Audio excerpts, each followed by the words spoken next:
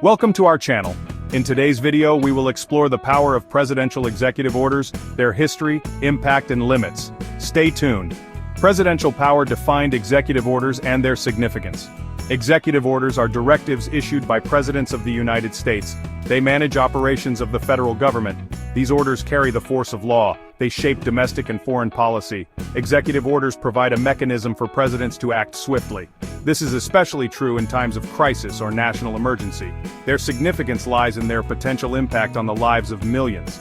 Presidents have employed them for a multitude of purposes. Examples include wartime mobilization and desegregation.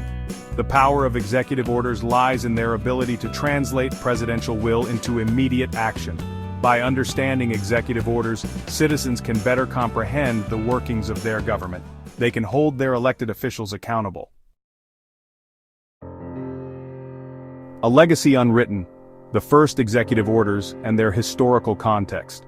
The Constitution doesn't explicitly mention executive orders. The first president, George Washington, still used them. He established precedents for their use. These early orders were mainly administrative. They dealt with the day-to-day running of the government. One of Washington's first executive orders dealt with foreign affairs.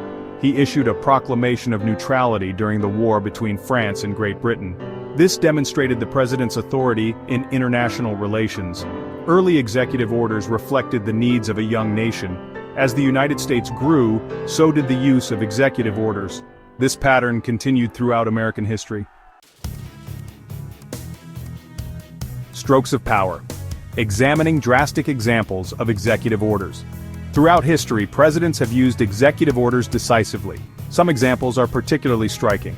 One such example is President Franklin D. Roosevelt's Executive Order 9066.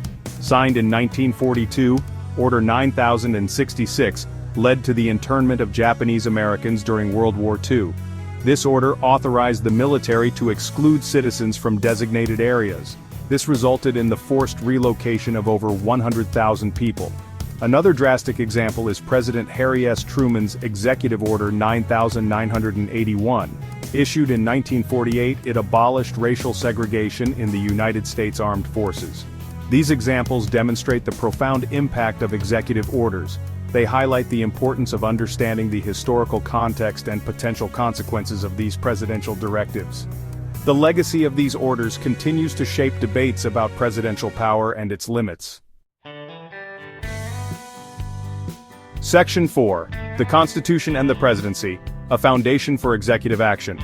The Constitution grants the president executive power. This power is vested in Article 2. The Constitution also outlines the president's responsibilities. These include taking care that the laws be faithfully executed. Executive orders stem from this constitutional authority. While not explicitly mentioned, executive orders are considered an implied power. They derive from the president's duty to execute the law. The Constitution provides a framework for governance. It leaves room for interpretation and adaptation. The president's power is not absolute. The Constitution establishes a system of checks and balances. This system ensures that no one branch becomes too powerful. Section 5. The boundaries of power, Congress, the courts, and executive orders. The Constitution establishes a system of checks and balances. Congress can limit the president's power through legislation. It can also overturn an executive order with enough votes. The courts can declare an executive order unconstitutional. Congress plays a crucial role in shaping the scope of executive power. It can pass laws that authorize specific presidential actions. It can also limit the president's authority in certain areas. The courts act as the interpreters of the Constitution. They can review executive orders to determine their legality. Despite these checks and balances, the president wields significant power through executive orders. This ongoing debate reflects the evolving nature of American democracy. Section 6. A call to civic engagement, understanding and shaping executive power. Executive orders are a powerful tool of the presidency. They shape domestic and foreign policy. They impact the lives of citizens. Understanding executive orders is crucial for informed civic engagement. Citizens must be aware of the president's actions. It is essential to critically analyze executive orders. Consider their potential consequences.